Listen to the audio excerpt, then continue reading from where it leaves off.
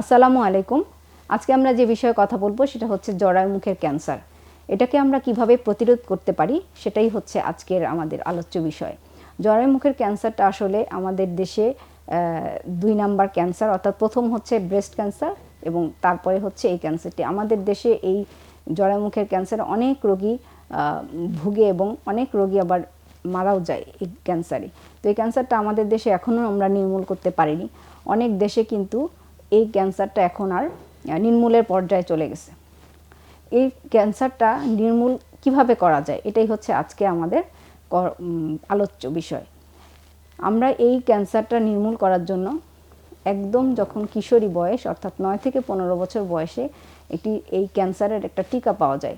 এই টিকা যদি নেওয়া হয় তাহলে এই ক্যান্সারটা প্রতিরোধ করা সম্ভব এবং এর পরবর্তীতে 30 থেকে 65 বছর বয়সের মধ্যে প্রতি 5 বছর পর পর সার্ভাইকাল স্ক্রিনিং বলে একটি কথা আছে, সেটা অর্থাৎ ভায়া পরীক্ষা অথবা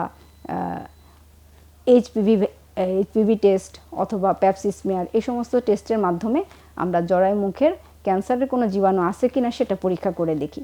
এই পরীক্ষাটা করলে যদি সে করতে থাকে তাহলে দেখা যাচ্ছে যদি কোনো প্রি ক্যান্সারাস অর্থাৎ ক্যান্সারের পূর্ব কোনো জীবাণু তার ধরা পড়ে, পূর্ব কোনো লক্ষণ তার ধরা পড়ে, তাহলে সহজেই তাকে চিকিৎসা করা যায়, তখন আর তার ক্যান্সার হয় না। তো সুতরাং এইভাবেই কিন্তু আমরা এই জরায়ু ক্যান্সারকে প্রতিরোধ করতে পারি। সকলের সচেতনতা, টিকাদান এবং জরায়ু মুখ পরীক্ষা এই সমস্ত কার্যক্রমের মাধ্যমে আমরা আমাদের এই জরায়ু ক্যান্সারটা প্রতিরোধ করতে পারি। আমরা জরায়ু ক্যান্সার মুক্ত প্রজন্ম গড়তে পারি। ধন্যবাদ।